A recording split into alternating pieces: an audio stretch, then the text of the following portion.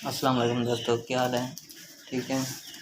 तो दोस्तों, मैं अपनी दुकान पे खड़ा हूँ और काम कर रहा हूँ। ये मेरी छोटी सी दुकान है। ये दुकान मेरी किराए पे है और ये पीछे जो फ्रिज पड़ा हुआ है ये कंपनी का है। कंपनी से उधार लिया हुआ है, इसलिए प्लीज़ मुझे आपकी इसकी ज़रूरत है।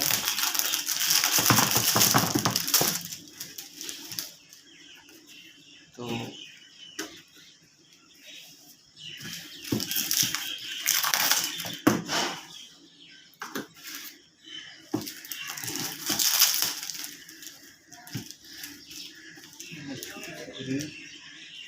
मेरी दुकान है छोटी सी और चाय पी ली है।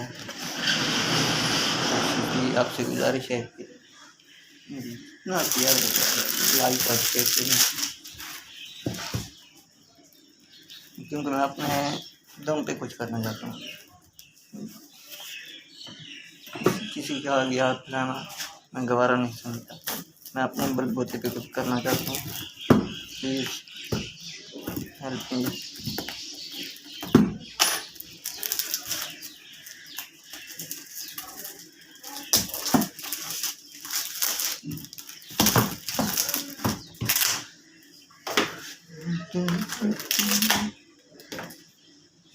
तो प्लीज़ मेरी वीडियो को लाइक शेयर और सब्सक्राइब कर दीजिएगा। आपका शुक्रिया।